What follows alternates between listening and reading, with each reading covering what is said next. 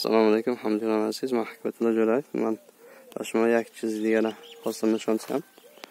اولی بهار به اینجا ما به این بیارکترمون در بلندی گیم که 50-60 سانتی متر پرو داده بودیم. من 3 قبط سیمن بلاک هستم.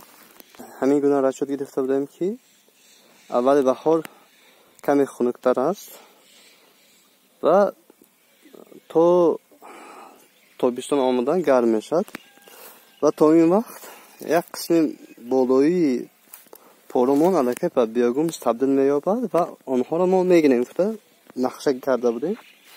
خب همین روز رسید، نه؟ لازم ما قسم بالایی شا جدا کرده استادیم و آخسته همین بیاگومس روشا می‌گیریم ما. همین فوکسشون نشان میدم.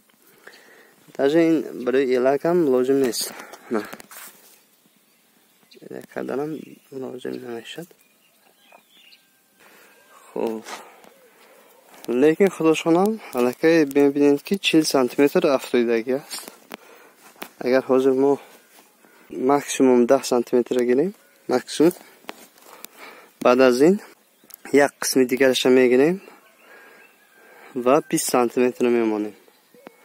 همین 20 سانتی متر علاقه برای حاضر بسنده است، برای اینکه از 20 سانتی متر زیاد شود روی تثبیتاً سر میکند. همین گونه من برادران از بوی بیارک را جمع کردیم. این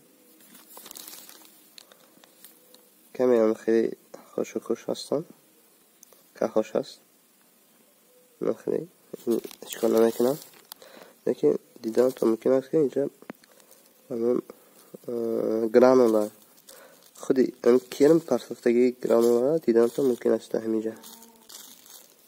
این من خیلی بیاگومس میگود میبینم همه شون یک خیلی است، اینجا هم هست همه شون یک خیلی است. برای که همون قسم بالایی 7 سانتی متر بود پر را در بیاگومس تبدیل شده بود، اما آخشت چند کرده گرفتیم. من خیلی نمیدونم در نوال تکرام درجه ایان است، لیکن خیلی خیلی میقپین به عصبش میفورد آدم، خیلی قپیده. نمخیر ما را در یوتیوب پیگیری نمایید تا اینکه معلومات های من بعد به خبر نمانید. تا نوارهای آینده خداحافظ.